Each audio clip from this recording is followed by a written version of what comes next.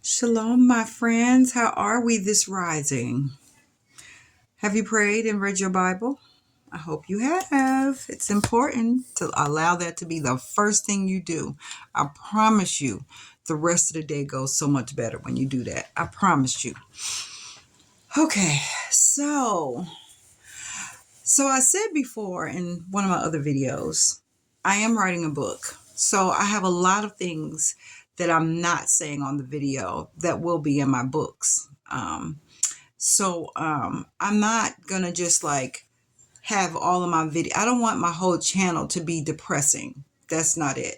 I wanted to give you guys an idea of why and how I became this evil, mean, hateful person. That's just what it is. Um, and I wanted to show y'all how I came out of that and what did I do to come out of that.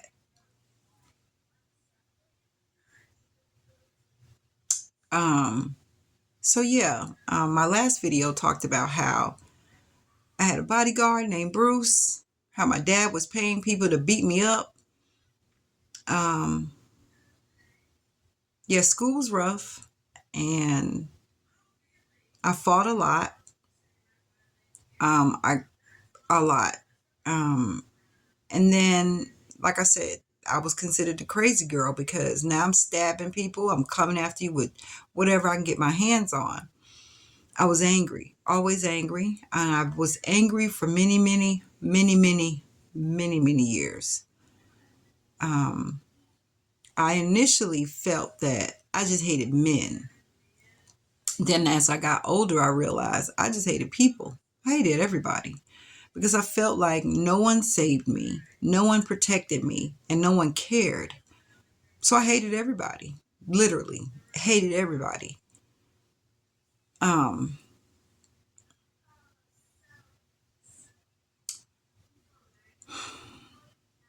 when you hate everybody and you feel like you can't trust anyone, that is a miserable way to live. It is a miserable when you feel like you can't trust anyone. And that's what I lived in. I lived in misery. I realized that a lot of the times that I felt hurt, it came out in anger. Like I was just angry. Um, I was very combative. Uh, I was very much that person that you can't tell me nothing. You can't tell me what to do. You know, I had gotten to that point where I don't give a F was my thing, and I didn't, and I really didn't.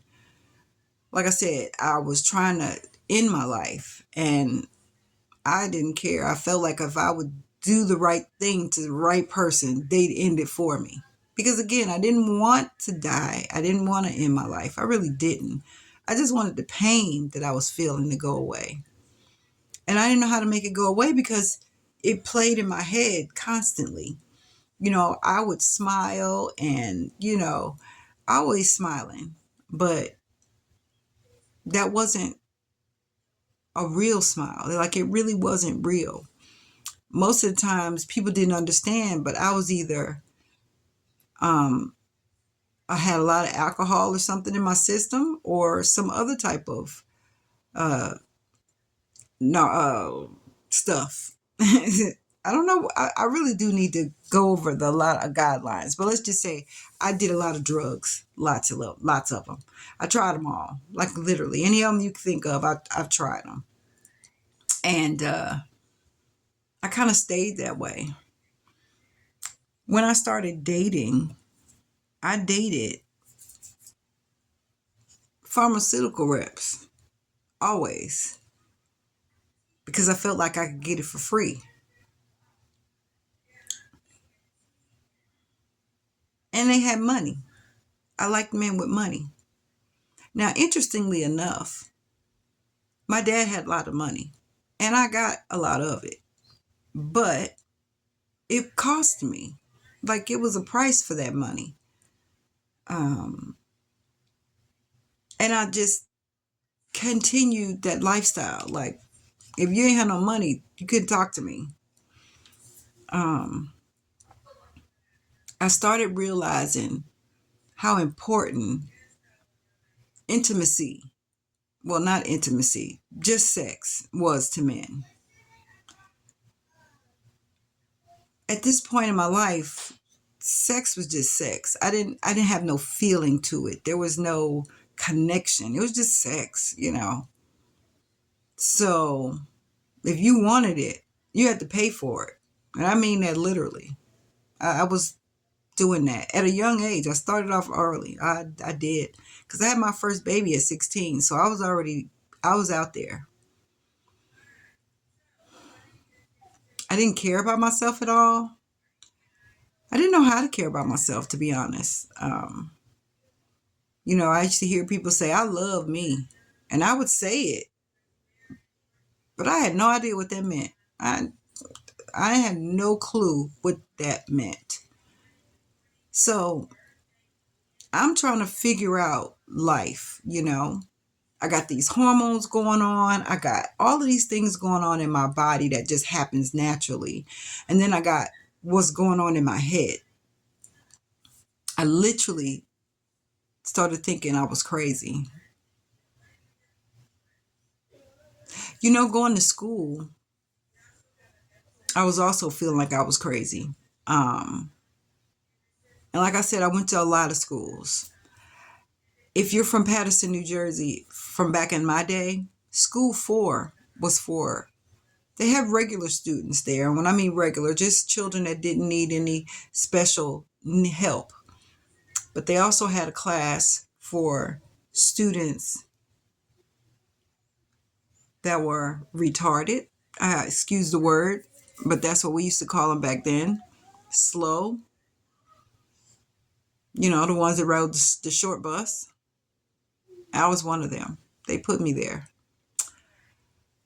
I can't remember what grade I was in, but boy, oh boy, I kept getting in trouble at school so much. I didn't care, but I had no idea that they saw me as, something's wrong with this girl. Like, she really is crazy. I didn't really care about schoolwork. I just wanted to be in school so I wasn't at home. So I didn't care about schoolwork. And because I was always so angry, couldn't nobody talk to me about nothing. Don't tell me nothing. Don't talk to me. Get out my face. And I would fight a teacher. I didn't really care until I got to 7th grade. Mr. Hayspell may not be alive anymore, but that man, woo, he sure put me in my place. But I needed him. He was a man, like he was a real man, but he was a good teacher. But I tried him. Oh, I tried him. And he knew my number. He knew my number. But yeah, when you're at school 4, you feel the difference. You didn't eat with the rest of the students. You got your lunch and you went back to your class. It was I felt really stupid. I really felt stupid being in school 4. But the teachers made me feel good because they would say things like, why they bring you here? Like, you don't belong here. It was the first time I actually felt like somebody saw me, at school. She's like, you don't belong here. I don't understand. And they fought to get me out. But I didn't want to stay there, but I did want to stay there. I felt heard. I felt seen. Um, it was the first time that I ever felt safe. But they fought to remove me from that school because they were like, it wasn't fair to me. I needed to be at the other school with the regular students.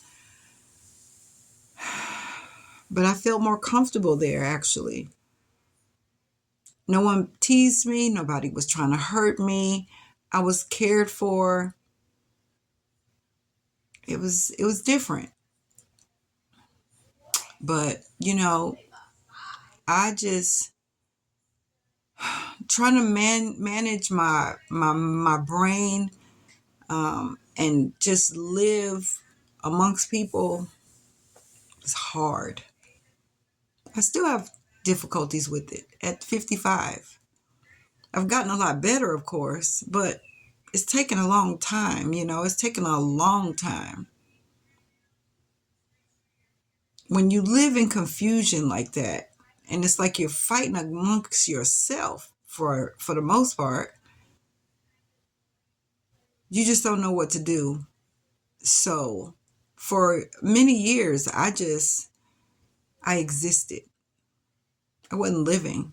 I just existed. I prayed every night to die. Can you believe that? I literally prayed every night that he would take me. Just take me in my sleep. No more pain. I'm out of here and it's over and done with. But then when the mornings, in the rising, I've learned a lot. So some words I don't like to say anymore. But in the rising, I will wake up in tears and just bawl because it was like, he didn't take me. I'm still here. And I hated it. Like, I hated it. But what else could I do? So again, I just was existing.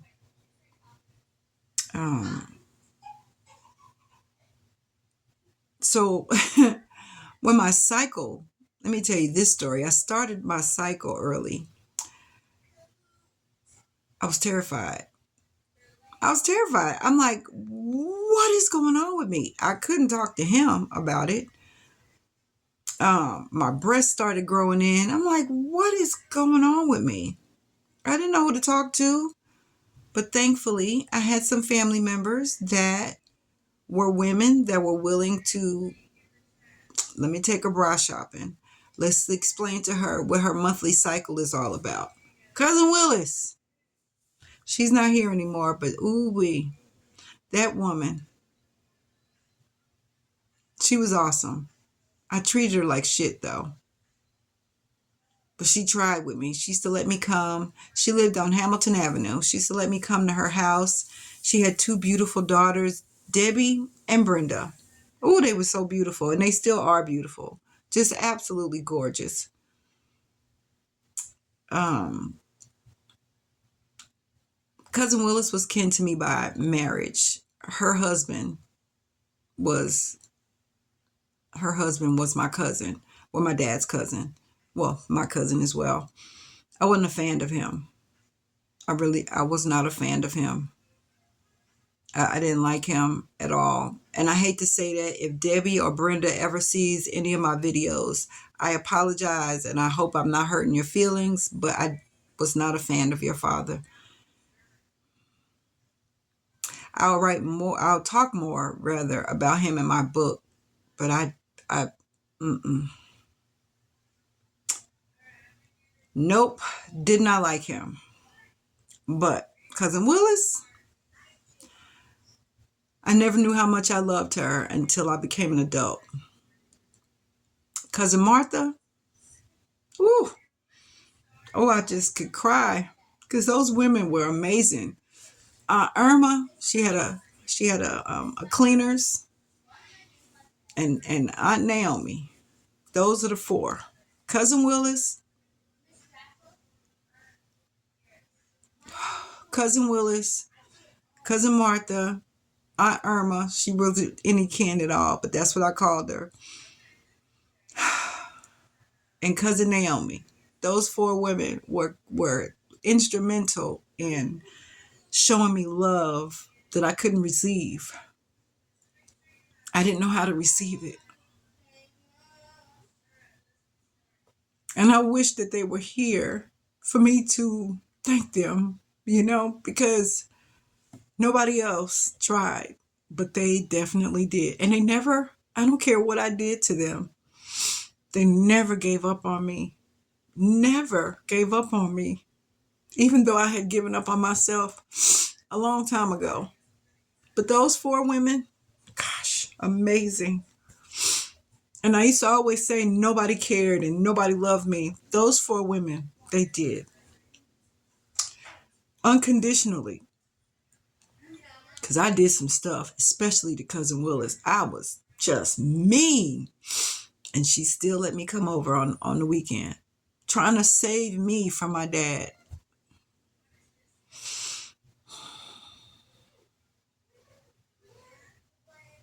Anyway, I always say this. I don't want my videos to be too long, because for a lot of reasons. Like, I don't want it to be long because I don't want to bore people.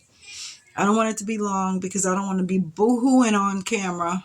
You know, I do cry, as y'all can see, but I'm not trying to be boo-hooing and doing the ugly cry on any of my videos. Not to say that it won't happen, because it might, but if I can control it, I'm going to try my best not to. So, have an amazing rest of your day.